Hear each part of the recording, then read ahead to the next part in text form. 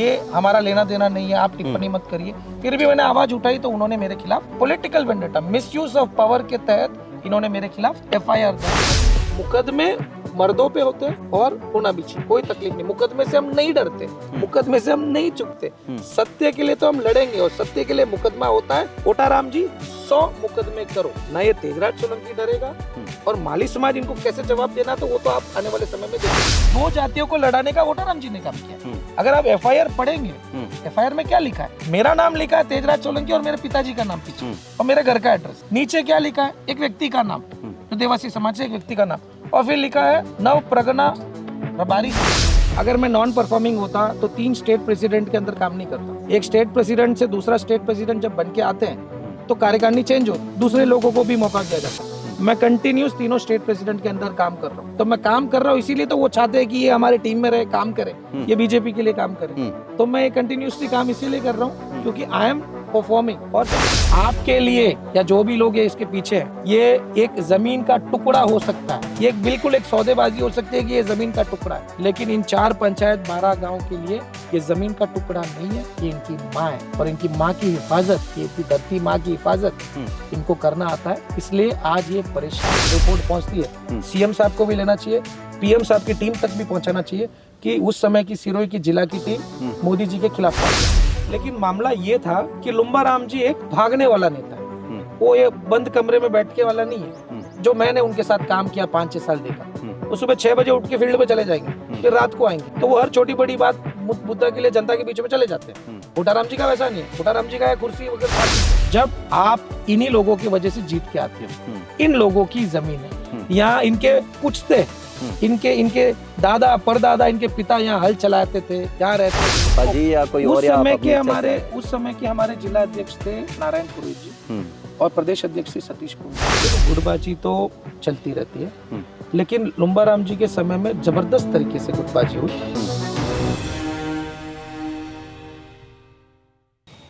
सिरोही जिले की राजनीति में जबरदस्त तरीके से बवाल मचा हुआ है। 2-3 मुद्दे हैं जिसको लेकर के वर्तमान में भजनलाल सरकार में मंत्री और सिरोही विधायक ओटाराम देवासी लगातार घिरते जा रहे हैं। और इस मामले में तेजराज सोलंकी, जो कि भारतीय जनता पार्टी से ही पदाधिकारी और वर्तमान में पार्टी से जुड़े हुए हैं, लगातार सवाल खड़े कर रहे हैं। तो एक ही पार्टी के भीतर इतना बवाल क्यों हो रहा है? मुद्दे हैं राम जरोखा वाला मुद्दा और कमलेश मेटाकास्ट वाला मुद्दा। आपको पता होगा, जिसको लेकर लगातार लोग सड़कों पर हैं। राम जरोखा वाले मुद्दे में कलेक्टर ने लेटर जारी करके उसको लेकर के निरस्त करने के लिए भी लेटर जारी कर दिया था, लेकिन अब जो है वो मामला कोर्ट में चल रहा है। कार्रवाई को लेकर भी लगातार सवाल खड़े हो रहे हैं। वर्तमान में हमारे साथ मौजूद है फिलहाल जो है तेजराज सोलंकी, जो कि लगातार इस दोनों मुद्दों को लेकर मुखर हैं। तेजराज सोलंकी के खिलाफ एफआईआर भी हुई थी, तो आपके खिलाफ एफआईआर भी हुई, राम जरोखे वाला मुद्दा उठाया और आप बीजेपी में हैं, पदमुक्त कर दिया गया है। लेकिन अब लगातार जिस तरीके से मामला सामने आ रहा है, 2 समाजों का मामला सामने आ रहा है। राम जरोखा वाला मुद्दा आपने उठाया, उसके बाद में आप पर आरोप लगे कि आप मंत्री को बदनाम करने की कोशिश कर रहे हैं और 2 समाजों को आपस में लड़ाने की कोशिश कर रहे हैं। उसको लेकर के आप पर एफआईआर दर्ज होती है। उसके बाद निंदा प्रस्ताव भी लाया जाता है आपके खिलाफ कुछ लोगों के द्वारा। अब माली समाज सड़कों पर उतरकर आपके समर्थन में है और इस मुद्दे को एक नए मोड़ पर ले जा चुके हैं आप। तो किस तरीके से देखते हैं आपके खिलाफ जो एफआईआर हुई है, उस एफआईआर को लेकर के, निंदा प्रस्ताव को लेकर, ये जो मुद्दा है जिस तरीके से लगातार उठ रहा है सिरोही में, उसको देखिए। नमस्कार। देखिए, सबसे पहले मैंने एक इंटरव्यू भी दिया था। इसके पहले मैंने ये भी बात रखी थी कि ये जो राम जरोखा का मामला है, ये हमारे आस्था से जुड़ा हुआ मामला है, जहाँ पर 8 पट्टे अवैध तरीके से बेचने का ये पूरा मामला है। इस पूरे मामले में मुझे तो आवाज़ उठाने के बहुत लेट, मेरे को कोई ज़रूरत ही नहीं पड़ती। अगर मंत्री और विधायक ओटाराम देवासी अगर आवाज़ उठा देते पहले, तो मामला वहीं सॉल्व हो जाता। अगर ओटाराम जी इस पर इंटरफियर करके कलेक्टर को या जितने भी जो तमाम अधिकारी है उनको मिलकर इस पर अगर जांच बैठा देते, तो जो लोग इसके पीछे हैं, चाहे वो अधिकारी हो या जो लोग इन्होंने इसकी मंदिर की ज़मीन के लिए खरीद फिरीद के जो काम किया है, वो लोग एक्सपोज हो जाते, वो लोग आज जेल में होते या उनके ऊपर एफआईआर होता। वो तो उन्होंने किया नहीं। पिछले 3-4 महीने में उन्होंने कहीं भी स्टेटमेंट दिया नहीं। आखिरी में आके अभी कुछ दिन पहले एक स्टेटमेंट दिया, वो भी आधा अधूरा। राम जरोखा का पूरा मामले में उन्होंने डिटेल बात रखी नहीं कभी। तो इस पर जब उन्होंने आवाज़ नहीं उठाई तो मैंने आवाज़ उठाई, क्योंकि हमारी आस्था का बात है। जब हम यहाँ सिरोही में बैठे बैठे अयोध्या राम मंदिर पर भी हम समर्थन करते हैं मंदिर, वहाँ की ज़मीन की लड़ाई के लिए हम भी संघर्ष करते हैं। यहाँ से भी हम अयोध्या का मंदिर बना तो कई सारी चीज़ें अयोध्या में गई क्योंकि हमें प्रभु श्री राम के प्रति हमारे आराध्य है। जब ये पूरा मामला हुआ, हमारे ही सिरोही में मंदिर की ज़मीन के लिए क्यों नहीं लड़े? जब अयोध्या के लिए हम लड़ रहे हैं तो सिरोही के लिए, मंदिर के लिए क्यों नहीं लड़े? मंदिर हमारे लिए सारे आराध्य, छोटे मंदिरों बड़े मंदिरों, वो हमारे राम लल्ला की जन्म स्थान। तो हम यहाँ पर भी जब मंदिर की ज़मीन के साथ जो खरीद फिरीद हुआ, उस पर मैंने जब आवाज़ उठाई तो मैंने क्या कहा, जो लोग पीछे इस साजिश पे वो लोग तो कहीं एक्सपोज हुए नहीं। मैंने आवाज़ उठाई तो मेरी आवाज़ को दबाने की कोशिश की। दबाने में कई सारे फ़ोन करके आप बात मत करिए। एक बार मिले, उन्होंने कहा आप इस मौके इस पे इन्वॉल्व मत होइए क्योंकि ये हमारा लेना देना नहीं है, आप टिप्पणी मत करिए। फिर भी मैंने आवाज़ उठाई तो उन्होंने मेरे खिलाफ political vendetta, misuse of power के तहत इन्होंने मेरे खिलाफ FIR दर्ज कर ली, मेरे को अरेस्ट करने की कोशिश की और मुझे इतना प्रेशर कर दिया ताकि मैं इनके सामने सरेंडर हो जाऊं। अब जब हम सत्य की लड़ाई लड़ रहे हैं तो ये सब तो देखना पड़ेगा। और मैं पहले भी कहता हूं, मर्दों पे मुकदमा होता है तो मर्द तो मुकदमा लड़ेगा। दूसरा, सत्य बोलने पे अगर मुकदमा होता है तो 100 मुकदमे करो ओटाराम जी, मेरे को किसी भी बात का इसको लेके डर नहीं है। और सिरोही की आवाज बन के तो इन्होंने FIR दर्ज की। अब आपने कहा कि 2 जातियों को लड़ाने का है, 2 जातियों को लड़ाने का बात ही नहीं है। मैं ओटाराम देवसी और राम झरोका, इसके अलावा चौथा कोई है भी नहीं। तो किस बात के लिए कह रहे हैं कि 2 जातियों को लड़ाने का? 2 जातियों को लड़ाने का ओटाराम जी ने काम किया। अगर आप FIR पढ़ेंगे, FIR में क्या लिखा है? मेरा नाम लिखा है तेजराज सोलंकी और मेरे पिताजी का नाम पीछे और मेरे घर का एड्रेस। नीचे क्या लिखा है? एक व्यक्ति का नाम, जो देवासी समाज से एक व्यक्ति का नाम, और फिर लिखा है नव प्रगना रबारी समाज। तो नव प्रगना रबारी समाज के द्वारा क्यों FIR करवाते हो? 2 जातियों को लड़ाने का आप काम कर रहे हो ना, ये मैंने किया। फिर कुछ लोग इकट्ठे होके मेरे खिलाफ नारेबाजी भी की कि देवासी समाज इसका, एक देवासी समाज की बात ही नहीं है। मैं माली समाज से आता हूँ तो मैंने कहीं पर भी माली समाज की बात की नहीं, ना मैंने देवासी समाज की बात की। मेरे तो उनके साथ बहुत अच्छे संबंध है। मैं तो व्यक्तिगत रूप से ओटाराम जी को कह रहा हूँ, वो विधायक है, वो लीडर है। अगर वो यहाँ के नहीं होते, लीडर वगैरह नहीं होते तो कौन पूछता उनको? कोई ना पूछे। तो जब ये लीडर है तो हम पूछेंगे, और जब हम पूछे तो FIR कर दिया। अब आप बताइए, लोकतंत्र में आवाज उठाना सही के लिए अगर वो FIR के तौर पे आपको तोहफा मिलेगा तो ऐसे लोगों को नहीं दबा सकते। ये कोई अंग्रेजों का जमाना नहीं है कि वहाँ पहले वो गोलियों से डराते थे, बिल्कुल। अब ये मुकदमे से डराते हैं। FIR से पहले ओटाराम देवासी ने आपसे संपर्क करने की कोशिश की, मनाने की कोशिश की, बात की? मैं कहीं इनके बार 1-2 बार मिला था और इनके लोगों ने कई बार मुझे फ़ोन किया कि हमारा मामला नहीं है, आप इस पर मत पढ़िए और न इसमें हमारा कोई इन्वॉल्वमेंट है। मैंने कहा अगर आपका इन्वॉल्वमेंट नहीं है तो आप चुप क्यों? देखो सीधी सी बात, बिल्कुल। अगर मैं कोई मेरा किसी चीज़ पे इन्वॉल्वमेंट नहीं तो मैं क्या कहूँगा कि भाई ये मेरा नहीं है, मैं बयान दूंगा, मैं इस पे करूँगा। आप कहते हो मेरा इन्वॉल्वमेंट नहीं है तो आप चुप हो। दूसरी तरफ जो बात रख रहा है उसके ऊपर फिर केस क्यों कर रहे हो? जब आपको पता है कि आप इन्वॉल्व नहीं है तो आप छोड़ दीजिए। तो फिर आपने ये काम क्यों किया? और रही बात, आपने कहा कि 2 जातियों को तो मैंने लड़ाने का काम नहीं किया, 2 जातियों को लड़ाना है ओटाराम जी का। और आपने कहा कि निंदा प्रस्ताव वगैरह लाया। देखिए ऐसा है, निंदा प्रस्ताव की जब आपने कहा कि माली समाज पूर्ण रूप से मेरे साथ है और मैं माली समाज का एक अधीन हूँ। मैं माली समाज के पीछे हूँ।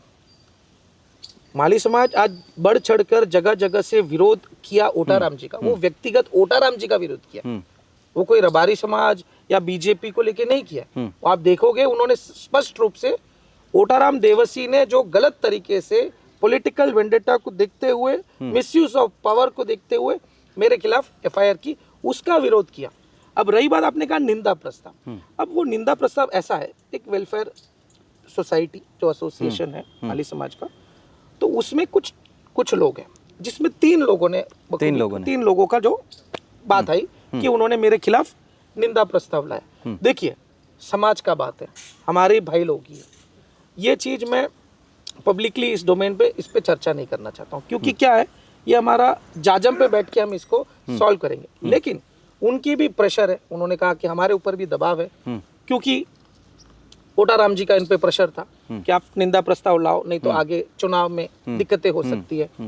तो उसको देखते हुए मैं समझता हूँ उन्होंने भी कहा कि हमारे ऊपर इस तरीके से दबाव है, इसके लिए हमने लाया। तो वो माली समाज का निंदा प्रस्ताव नहीं है, वो 3 लोगों का निंदा तो प्रस्ताव मंत्री अलग तरीके से भी समाज के कुछ लोगों पर दबाव डाल के भी आपको दबाने की कोशिश कर रहे हैं। देखिए ना, आप एफआईआर में नव परगना रबारी समाज को बीच में लाया, रबारी समाज का कोई इसमें लेना देना नहीं था। फिर आपने समाज के 2-3 लोगों को प्रेशर करके निंदा प्रस्ताव का जब बात आया तो वो भी ये क्या हो गया। तो ये तो आप 2 जातियों को लड़ाने का आप बताओ कौन काम कर रहा है, मैं कर रहा हूँ या वो कर रहा है। लेकिन मैं अभी भी कह रहा हूँ वो भी हमारे समाज के भाई है, हम वो जाजम पे बैठ के, ये सामाजिक बात है हमारे माली समाज की, हम जाजम पे बैठ के करेंगे, मेरे भाई है, उसको लेके मेरे को कोई आपत्ति नहीं। बिल्कुल। अब एक मीटिंग भी होने वाली है 3 तारीख को माली समाज की, उसको लेकर भी आप लगातार लोगों से मिल भी रहे हैं, समाज के लोग भी आपके साथ हो रहे हैं। तो मीटिंग को लेकर क्या कुछ रहने वाला है, इसमें कोई प्रस्ताव लिया जाएगा, क्या कुछ होगा इस मुद्दे को लेकर के? देखिए ऐसा है, जब भी गलत होता है किसी भी समाज के साथ या समाज के किसी बेटे के साथ, तो समाज नाराज होता है, समाज में मैसेज गलत जाता है। माली समाज इतना बड़ा विशाल समाज है, इतना बड़ा विशाल समाज है, हमारे इस विधानसभा में दूसरी सबसे बड़ी जनसंख्या में है माली समाज। तब इतना बड़ा समाज है, ओटाराम जी ने तो सोचा नहीं, जल्दबाजी में आके इन्होंने एफआईआर वगैरह कर दी, और गलत वाली एफआईआर। अगर मैं कहीं चोरी की हो, मैंने कोई लूटपाट की हो, मैंने कोई ऐसे काम किए हो जो कानून के खिलाफ है, तो कानून की इसमें नहीं आते हैं, तो मेरे खिलाफ मुकदमा कर सकते हैं। मैं अभी भी कह रहा हूँ, मुकदमे मर्दों पे होते हैं और होना भी चाहिए, कोई तकलीफ नहीं। मुकदमे से हम नहीं डरते, मुकदमे से हम नहीं चुकते, सत्य के लिए तो हम लड़ेंगे, और सत्य के लिए मुकदमा होता है।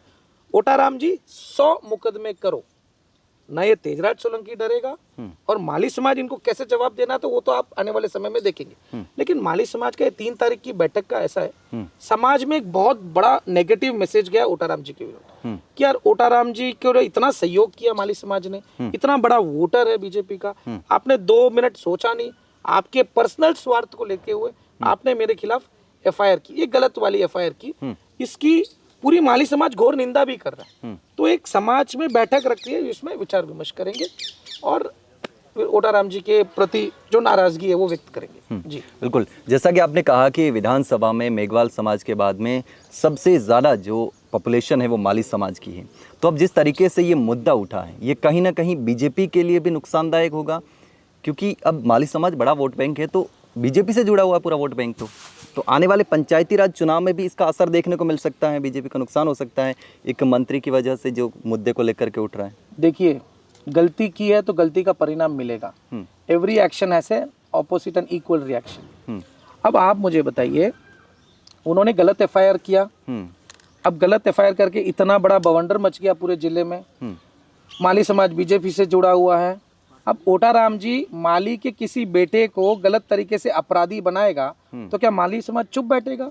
बिल्कुल चुप नहीं बैठेगा। माली समाज बिल्कुल नरेंद्र मोदी जी के पक्ष में है, नरेंद्र मोदी जी को चाहते हैं। मैं नरेंद्र मोदी जी का कट्टर फैन, मैं हिंदू सम्राट योगी जी का कट्टर फैन, तो हम लोग मोदी जी को पसंद करते हैं। लेकिन ओटाराम जी ने जो किया जिले स्तर पे यहाँ पर है, ओटाराम जी को ना से केवल माली समाज, इस बार आप देखना जो आपने चुनाव की बात की, तमाम 36 कौम ओटाराम जी की कार्यकाल से ना खुश है, नाराज है, और वो झूठी बात करते हैं 1500 करोड़ दिए, ये दिए। आप पंचायत जाओ, गांव जाओ, लोगों को पूछो, आपको हकीकत मालूम पड़ जाएगा।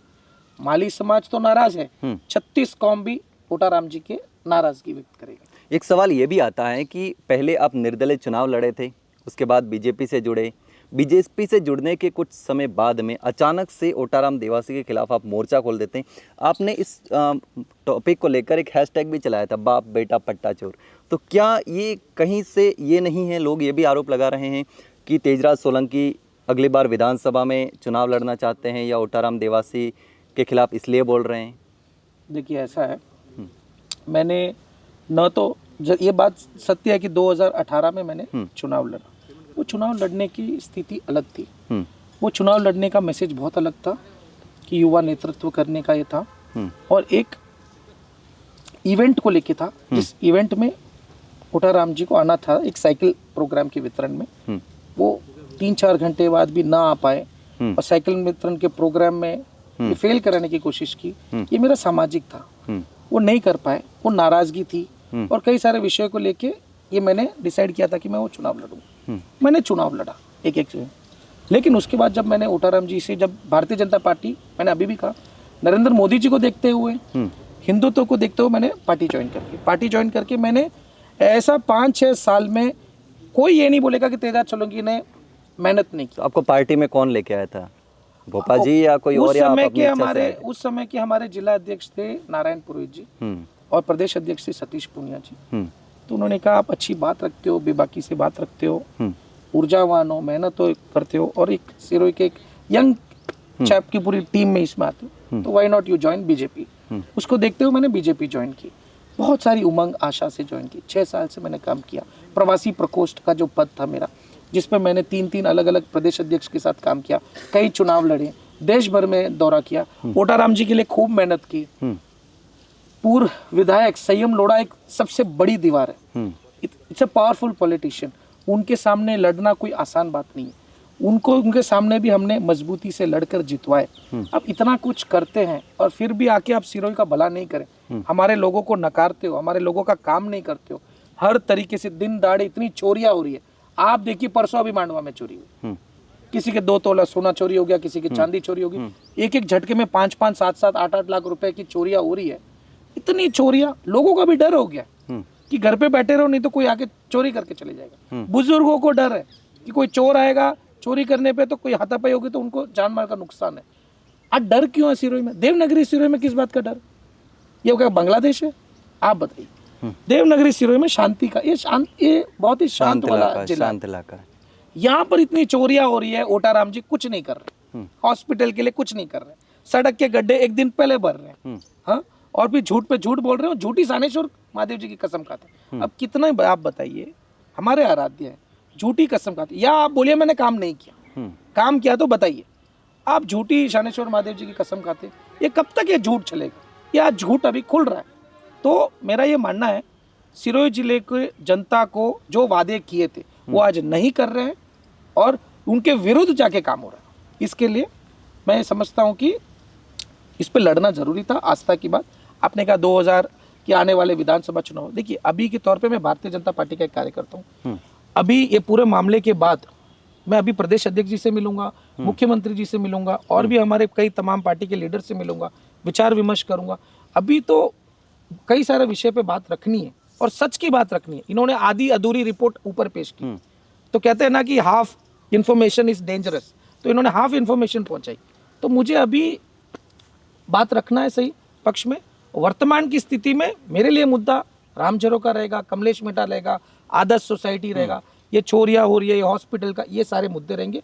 मैं, आप भी यही हैं, मैं भी यही हूँ। समय कहाँ चेंज होता है उस हिसाब से डिसाइड होगा। पार्टी के नेताओं से आपको फोन भी आया होगा, राज्य के नेतृत्व से भी, और यहाँ के जो दूसरे पार्टी के नेता है, चाहे सांसद हो या जिला अध्यक्ष हो, उन लोगों ने भी आपको कुछ बोला होगा कि इस मुद्दे को मत उठाओ, पार्टी की बदनामी हो रही है, पार्टी का नाम खराब हो रहा है। देखिए इसमें ऐसा है, मुझे बिल्कुल फ़ोन आया था, मैं लेकिन किसी का व्यक्तिगत नाम नहीं लूँगा।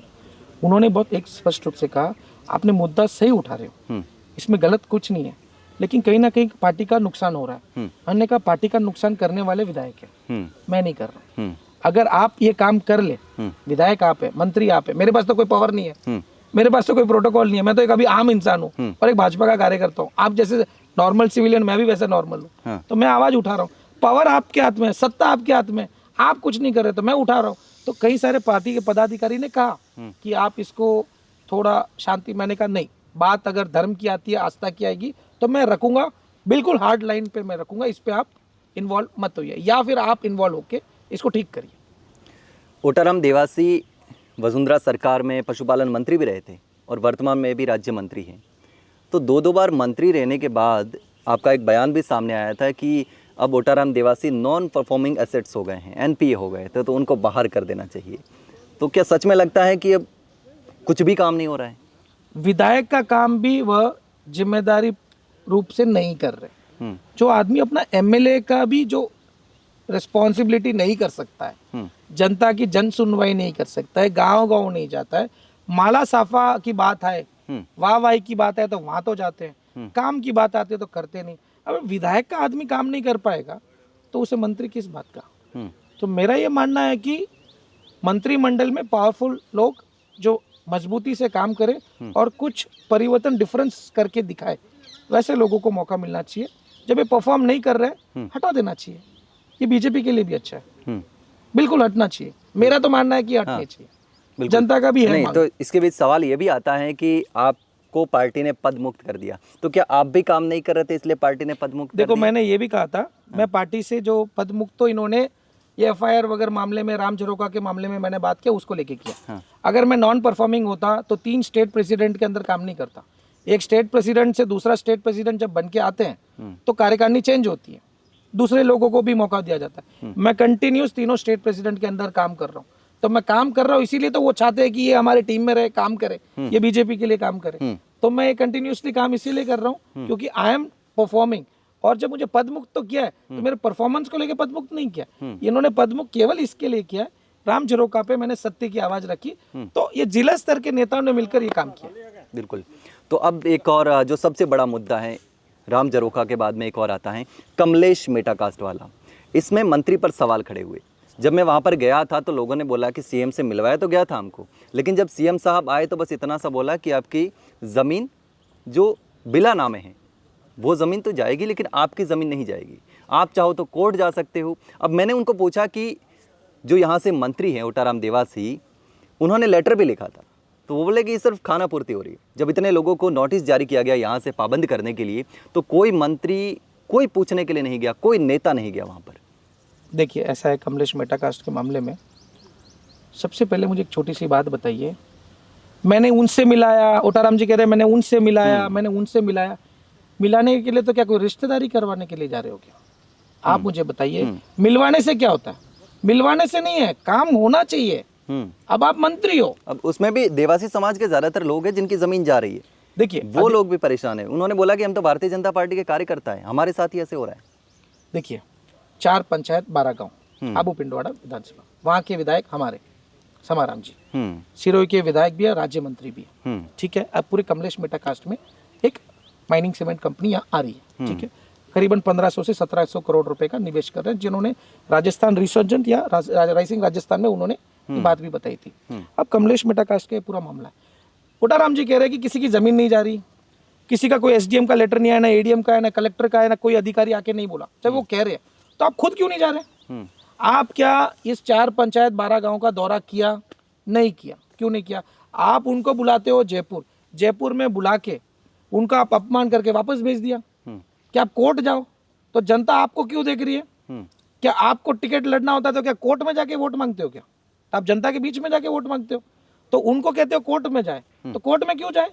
आप सरकार में हो, आपसे उम्मीद है, आप कमलेश मेटा के प्रोजेक्ट को बोलिए कि हम यहाँ आने नहीं देंगे, और जनता को कहते हैं कोर्ट जाना है तो कभी भी जा सकते हैं, वो जाएंगे भी अगर कोई सहयोग नहीं मिलेगा।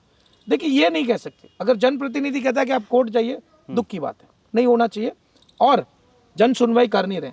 एक महत्वपूर्ण बात यह है कि उन्होंने एक लेटर लिखा खानापुर कि देखो मैं आपके साथ हूँ, लेटर लिखा उन्होंने। हाँ, लेटर का चर्चा हुई थी कि लेटर लिखा। क्या उन्होंने 2 चीज का खंडन किया कि ADM ने SDO को लेटर लिखा कि कमलेश मेटा कास्ट को और 800 हेक्टेयर की जमीन देने की बात रखी, क्या उसका खंडन किया कि नहीं किया? पहला चीज। दूसरा, क्या एक विधायक पंचायत जाके NOC वो लेगा क्या? क्यों भाग रहा है विधायक NOC के लिए? दूसरा। तीसरा, जन सुनवाई के बाद जब जनता ने बोल दिया कि हमें ये कंपनी नहीं चाहिए, अरे हमारे आप नहीं चाहिए, आप चले जाइए। बुजुर्ग लोग आपने देखा होगा कई सारे वीडियो में, जब लोगों ने क्या हमको नहीं चाहिए, तो फिर भी आप कलेक्टर ने कमलेश मेटा के पक्ष में रिपोर्ट क्यों दिया? आप बताइए, उसका खंडन क्यों नहीं करते? तो देखिए पूरे मामले में ऐसा है, भले ओटाराम जी जैसे आपने कहा कि पशुपालकों की जमीन है, अधिकांश जमीन किसकी है? देवासी समाज से आती है। देवासी समाज 20-25 साल से ओटाराम जी के साथ खड़ा था, मजबूती से खड़ा था। इनके 2 बार ये मंत्री बने, 3 बार विधायक बने, देवासी समाज से पक्ष में खड़ा था। जब भी टिकट की बारी आती है तो प्रदेश में देवासी समाज ये कहते हैं कि देवासी समाज मेरे साथ खड़ा है, मेरे मजबूती से मुझे टिकट दो, मुझे जीतना है। पहली बात। अब केंद्र में भी जाके टिकट की बात जब मांग रखते हो, जब ये सारी चीजें होती है, अब जब कमलेश मेटा कास्ट किया है, आपके जैसे समाज के कई सारे लोगों की जमीन जा रही है, किसी लोगों को DNT समाज के लोगों को तो जेल में भी डाल दिया गया। अब आप बताइए, अब आप क्यों नहीं केंद्र में भी जाके टॉप लेवल लीडर्स से जाके मिले कि नहीं हमारे समाज के लोगों की जमीन जा रही है? अब तो आपको जब अग्नि परीक्षा आई आपकी तो आपने उनका साथ छोड़ दिया। तो आप मुझे बताइए, जो समाज आपके 20-25 साल से सहयोग किया, आज उनको आपने छोड़ दिया, तो ये उनके साथ धोखा हुआ कि नहीं हुआ? ये तमाम सिरोही की जनता के साथ धोखा करते, ये हमेशा अपने काम के अलावा जनता की नहीं सोचते। लेकिन इसमें एक बात ये भी है, सिर्फ मंत्री तक मामला नहीं है, इसमें ना तो कभी सांसद दिखा, ना बीजेपी का जो वहाँ से समाराम ग्रासिया विधायक है वो दिखे उनके साथ में, बीजेपी का एक सिंगल नेता उनके साथ खड़ा हुआ नहीं दिख रहा। क्या वजह हो सकती है? तो आप मुझे बताइए, आपने कहा बीजेपी के कोई भी लीडर उनके साथ खड़े नजर नहीं आए। बीजेपी का कार्यकर्ता होकर मैं उनके साथ खड़ा हूँ, पहला चीज। दूसरा चीज, आपने कहा कोई भी लीडर खड़े नहीं आए और फिर लेटर लिखते हैं। एक छोटी सी बात है, शांतिपूर्वक आंदोलन करना चाहते हैं, क्या उनका राइट्स है कि नहीं है? बिल्कुल राइट्स है। आवाज उठाना राइट्स है कि नहीं है अपनी जमीन की लड़ाई के लिए? जब इतना कुछ है, जब वो परमिशन मांगते हैं, परमिशन नहीं देते हैं, और जब वो पद यात्रा करते हैं तो धारा 163 BNS लगा देते हैं कि 3 से 4 से ज्यादा लोग इकट्ठे नहीं होना चाहिए, वायलेशन ऑफ लॉ होगा, धारा 144 लगा देते हैं। तो ये सब चीज क्या कहना कहते हैं? कुल मिला के ये पूरी जनता के खिलाफ खड़े हैं। ये तमाम लॉबी सारे शांत बैठे हैं, कोई इस पर इंटरेस्ट नहीं दे रहा है, क्योंकि जब बात वोट की या मैं बोलूँगा नोट की आती है तो नोट आज की डेट में भारी पड़ रहा है। ये आज की हकीकत है। नहीं तो इस मामले में आप मुझे बताइए, इस मामले में जनता के साथ खड़े रहते कि नहीं रहते? रहना चाहिए। तो मेरा ये मानना है कि इस पूरे मामले में अभी क्या धाराएं लगी हुई है, लेकिन इन नेताओं को सोचना चाहिए, हम इनके बदौलत आए, ये बीजेपी के कार्यकर्ता है, बीजेपी के वोटर्स हैं, ये लोग हमको जिताते हैं, विधानसभा भेजते हैं, देश की सबसे बड़ी पंचायत संसद में भेजते हैं, तो हमको इनके पक्ष में बात रखनी चाहिए। आज इनके खिलाफ दीवार बन के खड़े हो, आपके लिए या जो भी लोग ये इसके पीछे हैं, ये एक जमीन का टुकड़ा हो सकता है, ये एक बिल्कुल एक सौदेबाजी हो सकती है कि ये जमीन का टुकड़ा है, लेकिन इन 4 पंचायत 12 गांव के लिए ये जमीन का टुकड़ा नहीं है, ये इनकी माँ है, और इनकी माँ की हिफाजत, ये धरती माँ की हिफाजत इनको करना आता है। इसलिए आज ये परेशान है। ये मजदूर जरूर है लेकिन मजबूर नहीं है, ये मजबूर नहीं है। तो ये इनकी लड़ाई लड़ेंगे, जिस भी तरीके से आगे इनकी प्रक्रिया रहेगी, जो भी करेंगे मैं उनका सहयोग करूंगा। लेकिन क्या मजबूरी हो सकती है? अपनी सरकार के खिलाफ मामला जा रहा है इसलिए नहीं बोल रहे, क्योंकि जब नोटिस जारी किया गया तब भी एक सिंगल नेता नहीं बोला लोगों के समर्थन में कि ये नोटिस गलत जारी हुए, उनको पाबंद किया है, गलत पाबंद किया है। जब धारा लगाई गई तो कोई नहीं बोला। तो क्या अपनी सरकार के खिलाफ मामला चल रहा है इसलिए कोई नहीं बोल रहा? देखिए, इस बात में ऐसा है कि इन्होंने क्या हुआ नहीं हुआ इस कंपनी के MOU के साथ, वो तो वो ही बताएंगे, लेकिन मेरा ये मानना है कई सारे सवाल खड़े करते हैं। जब आप इन्हीं लोगों की वजह से जीत के आते हो, इन लोगों की जमीन है, यहाँ इनके पूछते, इनके दादा परदादा, इनके पिता यहाँ हल चलाते थे, यहाँ रहते थे, इतने सालों से रहते आए। आज इनके घर अगर उजाड़े जाएंगे और फिर भी आप चुप बैठे हो, तो ये चुप बैठने के कई सारे वजह होती है। अब इस वजह को आप समझिए बेहतर, और जनता भी जानती है कि इसके पीछे क्या रीजन हो सकता है। कुल मिला के कमलेश मेहता कास्ट में बीजेपी के तमाम जिले के लीडर इनके खिलाफ खड़े हैं जनता के साथ। तो जनता भी अगर इनके जमीन को छीनकर इनको घर से खदेड़ेंगे तो आने वाले समय में ये इनको खदेड़ के बेच देगी बाहर। ये होने वाला है, नुकसान पार्टी को पूरा होगा, 100% होगा। आप अगर मेरे घर में आके चोरी करके जा रहे हो या मेरे घर से मुझे बाहर कर रहे हो और कल आके मुझे बोले तेजराज जी चाय पियो, लापी खाओ, सुरमो खाओ, मैं चुरमो खाऊंगा क्या आपके साथ बैठ के? बिल्कुल नहीं। तो अब जिस तरीके से ये मामला है, इसमें एक बात ये भी कही जा रही है, मंत्री जी भी बार बार कह रहे हैं कि हम तो लाए नहीं कंपनी को, कंपनी ने कांग्रेस ने परमिशन दी है। तो इसमें कितनी सच्चाई है? आपने इससे पहले भी बोला था इसको लेकर के। देखिए, मामला जरूर 2011 से है, लेकिन आप ध्यान से देखेंगे, मैंने अभी बीच में एक वीडियो जारी किया था, आवेदन की स्वीकृति। स्वीकृति कब दी गई? एक होता है कि आवेदन करना कि हमें ये निवेश करना है, ऐसे प्रोजेक्ट कभी भी कर सकते हैं। इन्होंने ओटाराम जी ने झूठी शानेश्वर महादेव जी की कसम खाते हुए ये कहा कि ये तो कांग्रेस के समय में हो। चलो, कांग्रेस के समय में आवेदन हुआ, फिर आप सरकार में आए 2014 में, तो ओटाराम जी तब क्या थे? गोपालन मंत्री, देश के पहले गोपालन मंत्री थे, ठीक है, बीजेपी की सरकार थी। तो उस समय आते ही आप वो आवेदन ही रिजेक्ट करवा देते। तो आपने आवेदन की स्वीकृति यानी प्रिलिमिनरी सर्वे की ग्रीन सिग्नल आपकी सरकार में दिया। आप विधायक थे, वहां समाराम जी ये थे, सांसद हमारे, ट्रिपल इंजन सरकार, सिरोही में सरकार, राजस्थान में बीजेपी की सरकार, केंद्र में बीजेपी की सरकार, और आप स्वीकृति देते हो, फिर आप आरोप ढोलते हो दूसरे पे।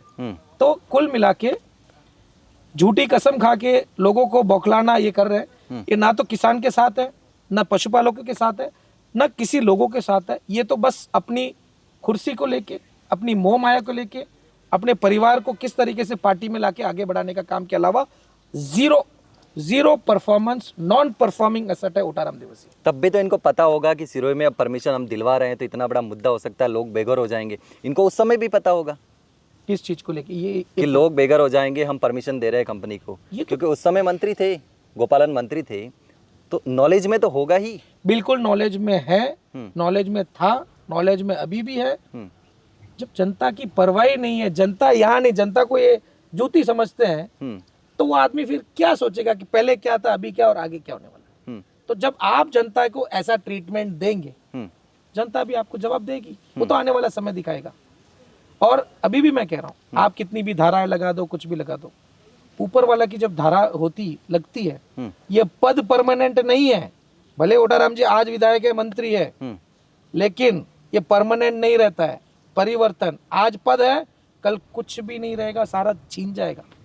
ये देखिएगा समय, मैं हमेशा कहता हूँ समय बलवान है, और जनता के सेवक बन के आए हो, जनता के राजा बन के नहीं आए।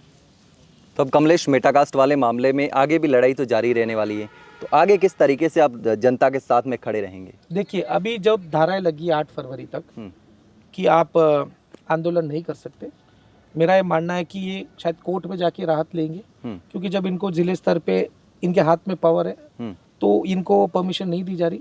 तो जैसे इनको परमिशन मिलती है, जब ये वापस मुद्दा जमीन पे आता है, लोगों के जहन में तो है, चर्चाएं तो करते हैं, लेकिन जब इन्हें ऑफिशियली, क्योंकि देखो ये लोग बड़े ही शांत स्वभाव के लोग हैं, इनको कोई कानून हाथ में नहीं लेना, इनको कोई वायलेंस, ये तो चाहते हैं कि भाई हमारी जमीन की लड़ाई, जिस दिन परमिशन मिलेगी, जिस दिन ये अपनी हक की लड़ाई लड़ेगी, तेजराज सोलंकी उनके बीच में मिलेगा, यार उनको पीछे मिलेगा। मैं आगे नहीं, आगे हमारी ये जनता है, मैं उनके बीच में या पीछे खड़ा रहूंगा, चिंता की कोई बात नहीं। बिल्कुल। अब एक सवाल ये भी है, आप ओटाराम देवासी के खिलाफ लगातार मोर्चा खोले हुए हैं, सांसद लुम्बाराम चौधरी को लेकर आप क्या सोचते हैं? देखिए, सांसद लुम्बाराम चौधरी जी का जब मैं पैदा नहीं हुआ था तब वो कार्यकर्ता थे बीजेपी के, 40 साल से काम कर रहे हैं। मैं उनकी कार्यशैली देखता हूँ, उनकी कुछ बहुत ही ब्यूटीफुल और अच्छी पॉइंट्स है। पॉइंट्स ये है कि सादगी वाले इंसान है। वह एक सांसद होते हुए प्रोटोकॉल फॉलो नहीं करते। उनको आप डायरेक्ट बात कर सकते हो। कहीं और सांसद को आप ऐसा लगता है कि आप फोन करोगे तो उनका पीए, उसके बाद कोई और, फिर उन तक पहुंचते पहुंचते काफी समय लग जाता है। लुम्बाराम जी का एक ऐसा केस नहीं है, उनको डायरेक्ट रीच आउट किया जा सकता है और हर मुद्दे को उठा रहे। मोदी जी ने उन पर विश्वास करके मौका दिया, मेरे हिसाब से मेहनत इस जिले में कर रहे हैं। जरूर एजुकेशन, ये इस मामले में कई सारी कमी, जैसे वीडियो आते हैं कि कई फुल फॉर्म को लेके, ये लेके, मैं मानता हूं कि इनको भी थोड़ा समय निकाल के थोड़ा अध्ययन करना चाहिए। क्योंकि देखो, आज अब जनता के बड़े प्रतिनिधि हो, सांसद हो, जिले के सबसे बड़ा नेता हो, तो ये सिर्फ चीज आनी चाहिए। मैं क्या कह रहा हूँ, आनी चाहिए। थोड़ा अध्ययन करना पड़ेगा कि अब मैं किस मुद्दे पे बात कर रहा हूँ, ये पूरा मुद्दा है क्या, तो ये सब चीज होना चाहिए। तो मैं ये मानता हूँ कि जनता के नेता है, गांव लोग सब इनको जानते हैं, सरल स्वभाव के हैं। देखते हैं आगे, जैसे रेल की बात कर रहे हैं, हवाई अड्डे को लेके कर रहे हैं, पानी को लेके कुछ काम कर रहे हैं, देखते हैं अगले 3 साल में क्या होता है। बिल्कुल। एक चुनाव में ये भी चीज़ देखी, जब लोकसभा चुनाव में उनको टिकट मिला तो ये बात निकल कर सामने आ रही थी कि बीजेपी के लोग उनके सपोर्ट में नहीं है, समर्थन में नहीं है, वो अपने दम पर या अपनी सादगी की वजह से, लोगों के सपोर्ट की वजह से जीते हैं। तो क्या बीजेपी के अंदर गुटबाजी उस समय भी चल रही थी, अब भी चल रही है? देखो, गुटबाजी तो चलती रहती है, लेकिन लुम्बाराम जी के समय में जबरदस्त तरीके से गुटबाजी हुई। ओटाराम जी के चुनाव में लुम्बाराम जी ने खूब सहयोग किया, हम सब लोगों ने सहयोग किया। लुम्बाराम जी के समय में ओटाराम जी ने सहयोग नहीं किया। ये आज मैं ऑन रिकॉर्ड में कहना चाहता हूँ। तमाम बीजेपी की जो जिला अध्यक्ष की जो टीम है, कोई लुम्बाराम जी के साथ खड़ी नहीं थी। मैंने उल्टा उनको कहा कि पूरी लिस्ट बना रहे हो, कहीं पर भी मेरा नाम नहीं है, आप क्यों मुझे काम करने नहीं दे रहे हो जिले में, तो आप पूरी लिस्ट उठा के देखना, कहीं पर भी, चाहे देखो एक इलेक्शन होता है तो 50 जिम्मेदारियां होती है, पूरे 50 जिम्मेदारी में कहीं भी मेरा नाम नहीं दिया। मैंने कहा आप बात रखिए। मैंने लुम्बाराम जी को भी कहा, लुम्बाराम जी ने कहा आप मेरे साथ प्रवासियों के प्रोग्राम में आइए, मैं गया भी उनके साथ, लेकिन जिले में मैंने कहा मजबूती से बात रखना है, तो जिला अध्यक्ष ने वो ठुकरा दिया। क्यों ठुकराया आप बताइए?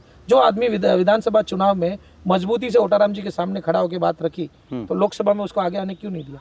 तो आप बताइए, पूरी सिरोही की जिला टीम मोदी जी के विरुद्ध काम कर रही थी। ये मैं आज कह रहा हूँ, मोदी जी को इस पर संज्ञान अगर को रिपोर्ट पहुंचती है, सीएम साहब को भी लेना चाहिए, पीएम साहब की टीम तक भी पहुंचाना चाहिए कि उस समय की सिरोही की जिला की टीम मोदी जी के खिलाफ काम कर रही थी। तो भोपा जी को ये डर था कि कहीं लुम्बाराम जी सांसद बन गए तो हमारा थोड़ा सा प्रतिनिधित्व तो कम हो जाएगा, या उनका वोट की राजनीति कोई थी? क्या क्या मसला था? किस वोट वजह की से राजनीति तो नहीं थी, लेकिन मामला ये था कि लुम्बाराम जी एक भागने वाला नेता है।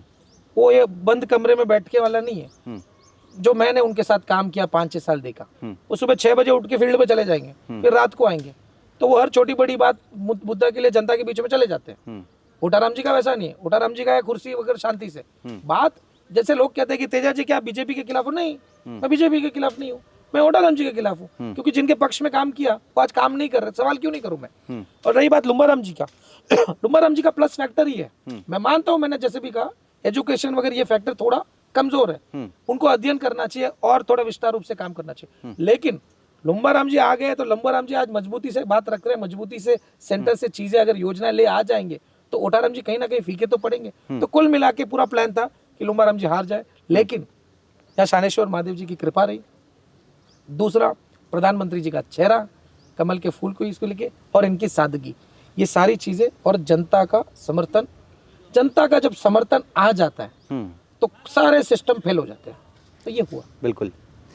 तो अब जिस तरीके से लगातार ये जो मुद्दे थे, कमलेश मेटाकास्ट का मुद्दा हो चाहे राम जरोखा का मुद्दा हो, अब जिस तरीके से ये जो मुद्दा है, राम जरोखा वाले मुद्दे में तेजराज सोलंकी के खिलाफ एफआईआर होती है और आरोप लगता है कि दो समाज लड़ाने का काम कर रहे हैं। गंभीर आरोप लगाए गए, लेकिन उन्होंने बेबाकी से अपनी राय रखी और सभी सवालों के जवाब दिए। लेकिन अब आपको तय करना है कि सिरोही में क्या आपका काम हो रहा है?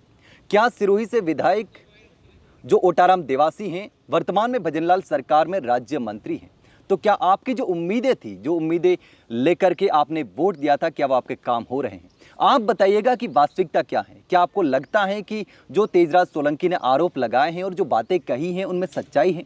कितनी सच्चाई है? आपको क्या लगता है? कमेंट सेक्शन में कमेंट करके ज़रूर बताना। और अगर वीडियो सही लगा हो और आप भी इन बातों से सहमत हैं कि ये आरोप सही है और सच में सिरोही की जनता के साथ कुठाराघात हुआ है, धोखा हुआ है, तो इस वीडियो को ज़्यादा से ज़्यादा शेयर करिए ताकि लोगों को पता चल सके कि आखिर सच्चाई क्या है।